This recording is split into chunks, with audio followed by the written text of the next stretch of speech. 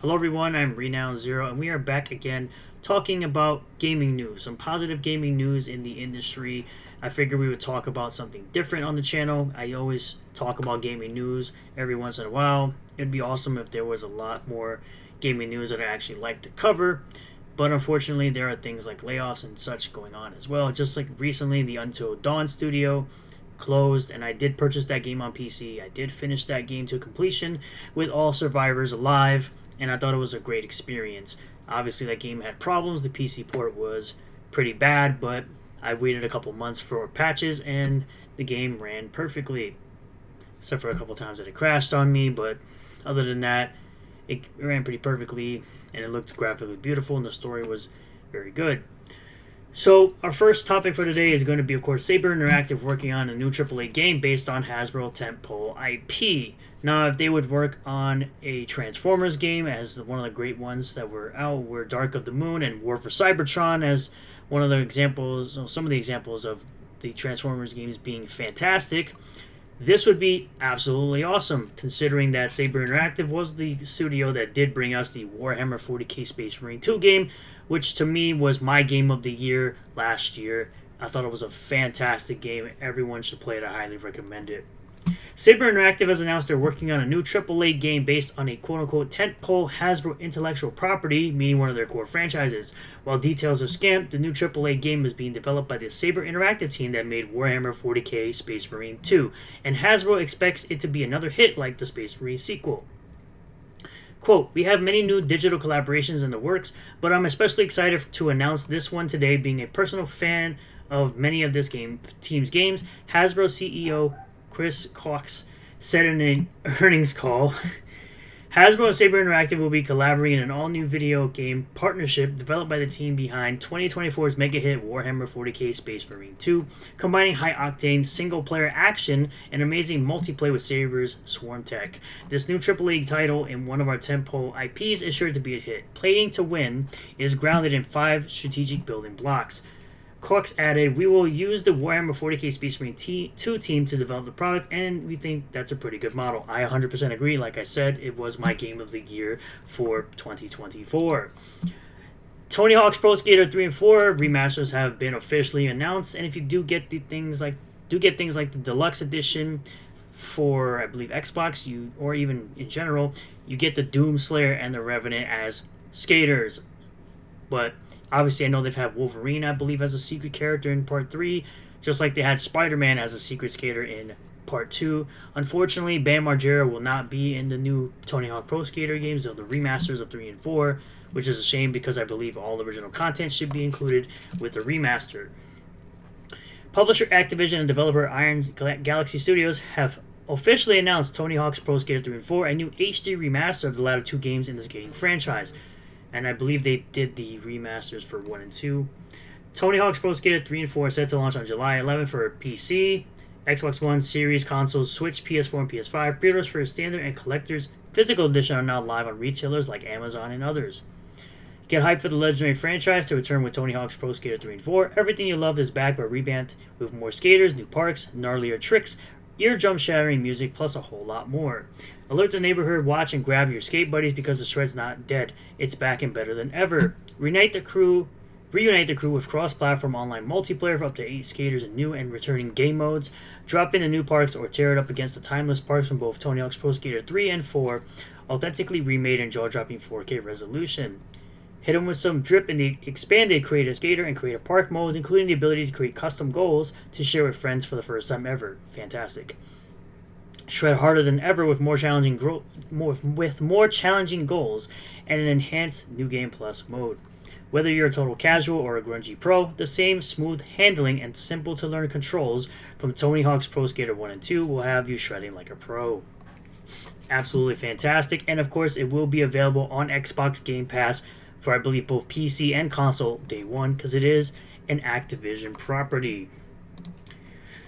Moving on over to the Xbox Game Pass lineup for early March of 2025. Available today at Monster Train. This was yesterday. For Game Pass Ultimate. Coming soon will be Galacticare, which is out today. One Lonely Outpost. Enter the Gungeon, which is a great game. Mullet Mad Jack. And then you have 33 Immortals, which is a game I'm actually personally looking forward to for that co-op action roguelite with 33 players. And then, of course, Balatro recently came out. Overwatch 2 got some updates.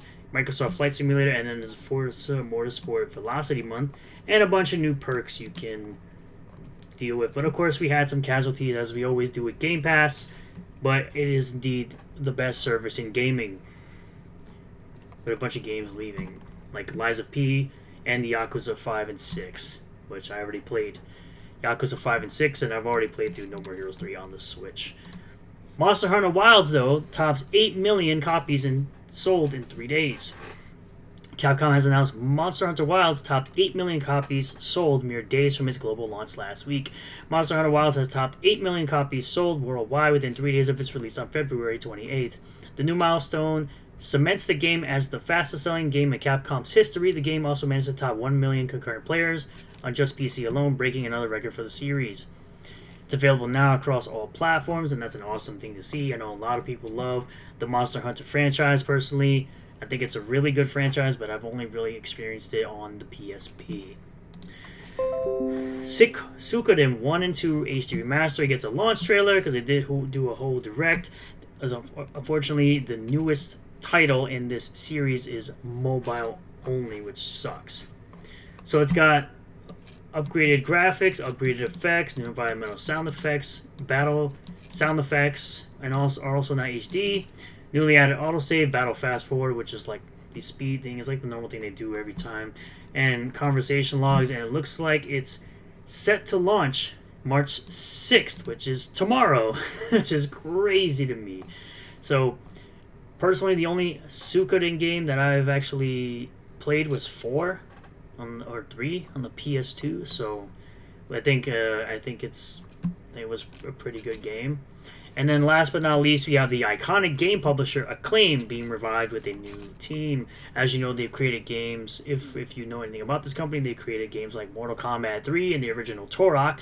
So this is an awesome thing to see, but honestly, in this modern day of gaming, I don't really have high hopes for any companies coming back.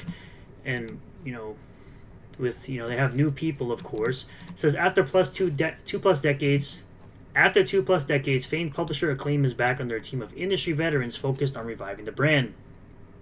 Known for the classic titles from over 2 decades ago, Acclaim was originally started back in 1987 and is now being officially revived to focus on supporting new indie developers as well as reignite classic franchises.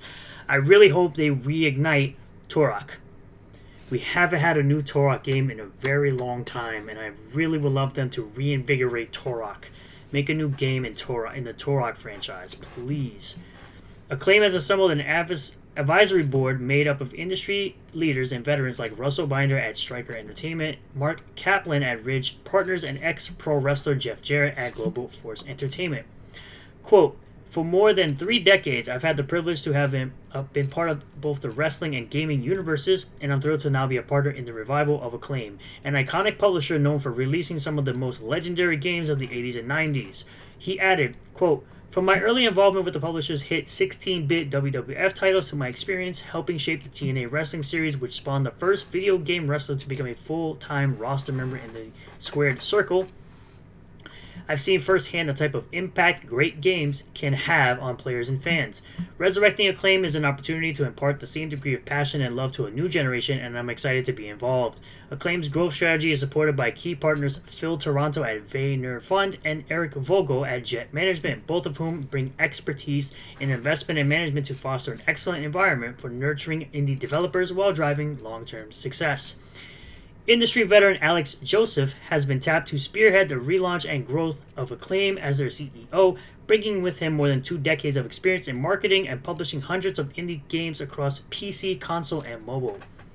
He says, quote, it's an absolute honor and pleasure to be leading the charge and bringing Acclaim back to the forefront of the games industry, said Alex Joseph, CEO. We're fortunate that we have an extremely talented team and that we've already signed some incredible indie titles, which we'll be revealing soon. So yeah, Acclaim was a fantastic developer. Like I said, games like Turok and Mortal Kombat 3 were possible because of this team. Now I really do hope they bring back Turok in a great way, because that was an awesome franchise and I really would love to see a new game in the Turok franchise. Let me know in the comments down below what you guys are excited about. Are you excited about the possibility of Saber Interactive creating a new Transformers game?